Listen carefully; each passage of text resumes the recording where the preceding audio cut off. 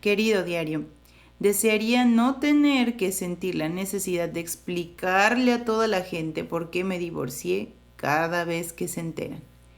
Y entonces fíjate que le dije y entonces vino, pero entonces se fue, pero y si le dije, pero ay, perdóname, no es que, no se puede hacer, y así se terminó.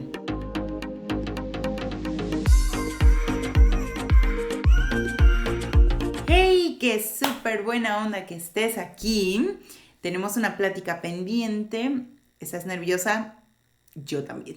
Empecemos. Antes de empezar, creo que necesito dejar unas cositas claras. Primero, como ya te habrás dado cuenta, mi fe es muy importante para mí. Por eso consideré importante hacer un video donde hablara del divorcio dentro de la comunidad cristiana, porque tengo una relación con Jesús, con el Jesús de la Biblia, pertenezco a una comunidad cristiana y bueno, eso implica muchas otras cosas. Así que si eres creyente vas a entender completamente de lo que estoy hablando y si no eres creyente y quieres enterarte del chisme, pues quédate a oírlo. Por otro lado, también quiero decir que esto lo estoy haciendo para las personas que hoy están en el lugar en el que yo estuve, porque entiendo perfectamente cómo se sienten y quiero ser una voz que les dé esperanza, que les dé ánimo en medio de todo esto. Y por eso mismo no hago esto para debatir. Lo que yo expongo aquí son las cosas que he aprendido con base en mi experiencia, en mi entendimiento de la Biblia, en mi relación personal con Dios, historias de otras personas y espero que te sirva, pero no digo que sea la última palabra sobre el tema. Así que no me interesa debatir, simplemente esta es mi historia y espero que te sirva a ti. Empecemos diciendo que la verdad, si no fuera porque pasé por el divorcio, tal vez no tendría mucho interés en hablar del tema porque es un tema muy controversial. Normalmente cuando no estás ahí lo ignoras y solo piensas que alguien más se va a encargar de hablar de eso y ya. Pero es muy diferente cuando estás del otro lado y cuando es a ti a quien te está pasando. Así que, bueno, hablemos del tema. Y por otro lado, me prometí hablar de esto, me prometí a mí misma y de alguna forma a ti que estás del otro lado de la cámara, prestándome tu valioso tiempo para escuchar lo que tengo que decir. A ti que estás ahí tratando de lidiar con el divorcio y con tu fe al mismo tiempo. Y si eres como yo, algo que hice después de divorciarme fue buscar en YouTube cosas como ¿puede un cristiano divorciarse? ¿Qué dice la Biblia del divorcio? Si me divorcié, ¿puedo volverme a casar? Etcétera, etcétera, etcétera. Y si te pasó lo mismo que a mí, encontraste un montón de videos y terminaste con la cabeza de este tamaño, llena de condena, llena de culpa, triste, confundido, con ganas de enterrar la cabeza en un hueco y no salir en un buen rato. Y quizás sientas como que no puedes conciliar tu fe con el hecho de que ahora estás divorciado.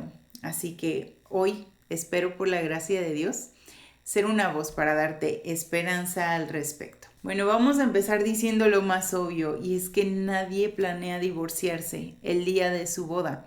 Lo que sea que te lleva a ese punto es doloroso, es confuso, es horrible y por alguna razón a veces se siente como que la sociedad piensa que uno tomó la decisión nada más porque así y no es así.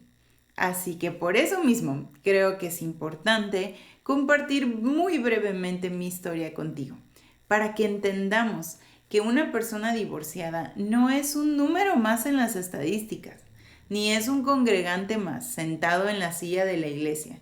Somos cada uno individuos, seres humanos, con historias más complejas y más profundas de lo que los demás pueden ver por fuera. Y pues bien, yo conocí a la persona con la que me casé en un viaje misionero a Centroamérica. Mi sueño dorado era ser misionera. Entonces conocí a este hijo de pastor, trabajamos en esta iglesia y me enamoré, nos hicimos novios rapidísimo, sin pensarlo, y después de unos cuantos meses, ¡pum!, nos casamos, yo tenía 18 años y yo estaba cumpliendo mi sueño porque me iba a ir a ser misionera, a servir a Dios y de paso casarme y todo lo que la aventura me podía traer con esta experiencia. Después de no mucho tiempo, prácticamente recién casada, me di cuenta que las cosas no eran como yo las había pensado y que la persona con la que me había casado no era lo que yo había pensado.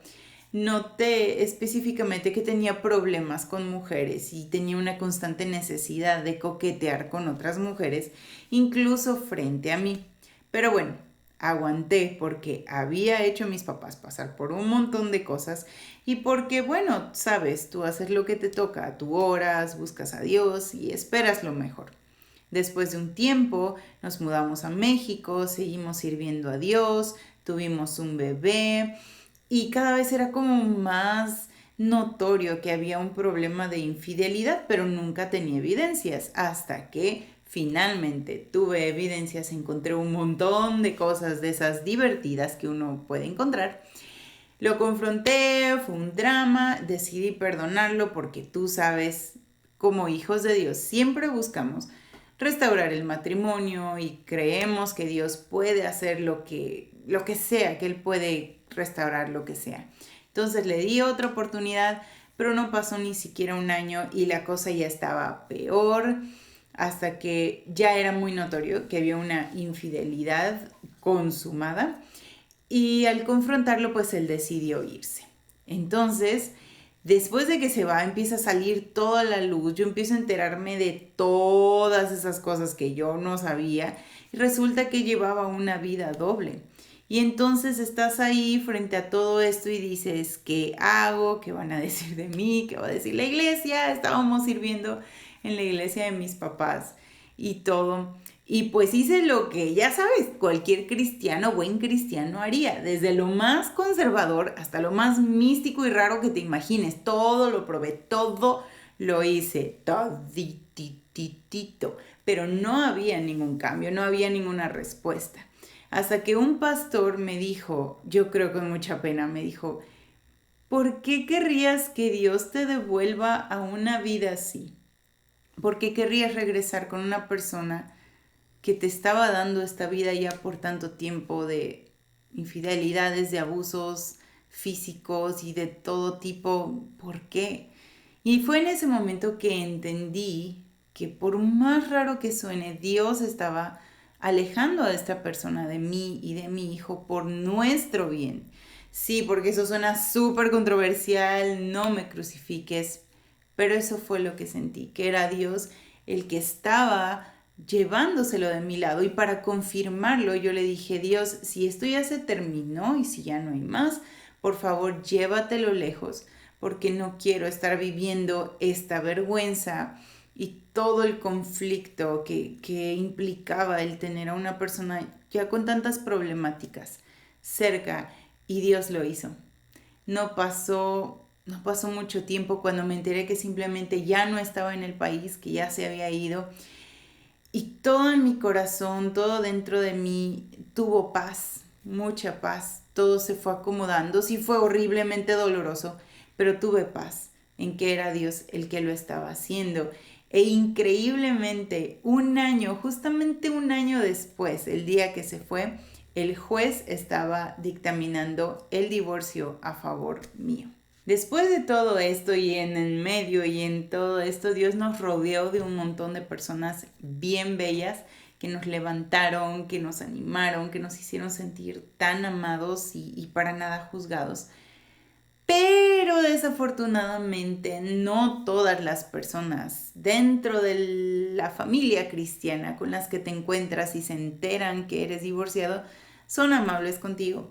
Muchos de ellos algunas veces hacen comentarios que, aunque no tengan malas intenciones, no se dan cuenta que son muy crueles contigo. Por ejemplo, una vez alguien me dijo, recién conociéndome, veo que eres divorciada. Y si se puede saber, ¿por qué te divorciaste? Casual, primera pregunta. Y ya ahí tú vas, bla, bla, bla, bla, bla, bla. Oh, ya veo. ¿Y si le cumplías bien en la cama? Porque a veces los hombres se van a buscar eso a otro lado porque no lo tienen en casa. En serio. Otra vez un pastor me dijo, aguas, ¿eh? Porque el 50% de los segundos matrimonios tampoco la hacen.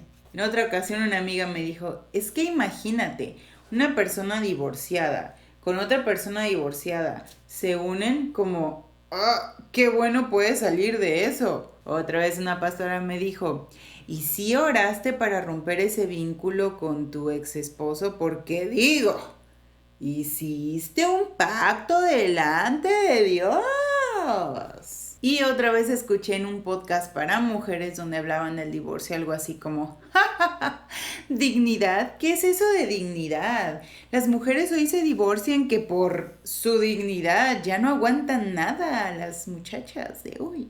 Y otras cosas muy bellas como, bueno, si te vas a divorciar porque te pega, pero hay que ver qué clase de golpes, hay que ver, o sea, una cachetadita, hay una patadita, pues no es tanto, o sea, tiene que ser, o sea, de veras, que de veras sean golpes.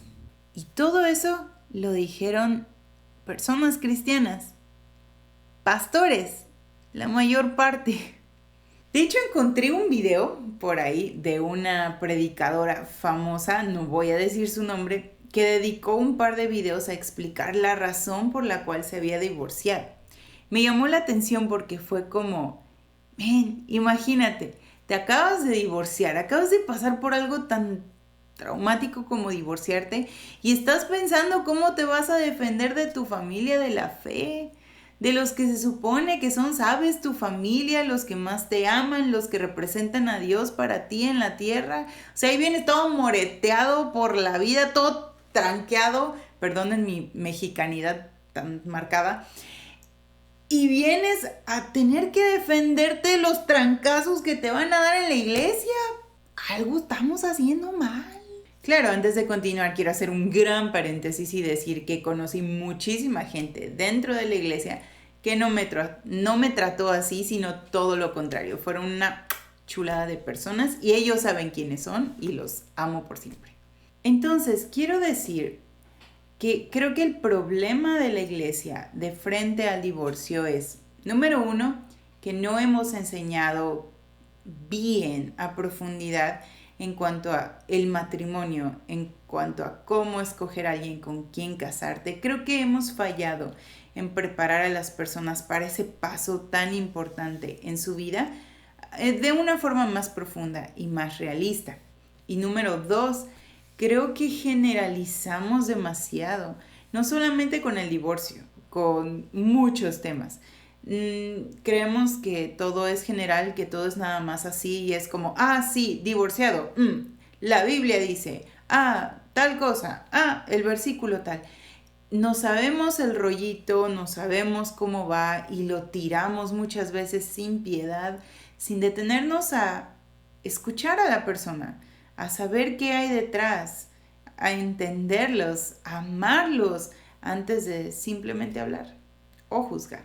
Así que creo que para hablar del divorcio es muy necesario que hablemos brevemente sobre el matrimonio. Creo, según lo que dice la Biblia, que Dios creó y diseñó el matrimonio para que cumpliera ciertos propósitos, para que se hicieran compañía y se ayudaran, para fructificar, para multiplicarse, para disfrutarse y como objetivo mayor, diría yo, el reflejar el amor de Dios por su pueblo y el amor de Cristo por su iglesia en la figura del matrimonio, para que esta fuera una figura universal y atemporal, que en todas las generaciones y todos los lugares del mundo pudiera entenderse la naturaleza del amor de Jesús por su iglesia, por sus amados, por aquellos que hemos creído en él.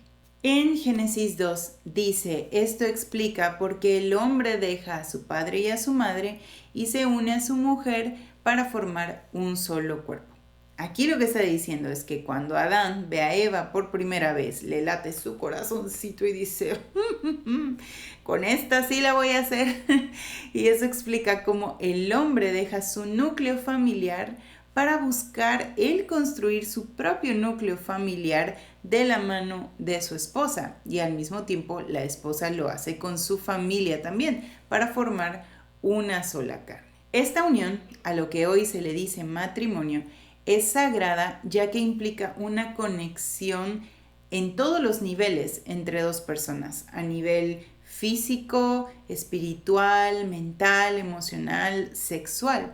pero no es una unión nada más random, sino es una unión con un propósito. A lo largo del tiempo, esta unión a la que hoy conocemos como matrimonio ha sido regulada por autoridades religiosas y gubernamentales para asegurar que se cumplan los derechos de las partes involucradas, es decir, para que todo fluya bien. Y conforme el paso del tiempo y el cambio en la cultura, han ido cambiando la forma en que se va legislando hasta el día de hoy. Podemos entonces concluir unas cositas sobre esto. Una, que Dios diseñó el matrimonio como algo sagrado porque refleja la figura de algo divino aquí en la tierra. 2. Esa unión tiene un propósito. No es nada más como que Dios dijo, bueno, todos van a trabajar en equipos de 2, agarren a su compañero. Y número 3, que esta unión ha sido regulada y esas regulaciones han cambiado con el paso de tiempo y se han ido adaptando a las necesidades de su tiempo para que todos fluyamos bien.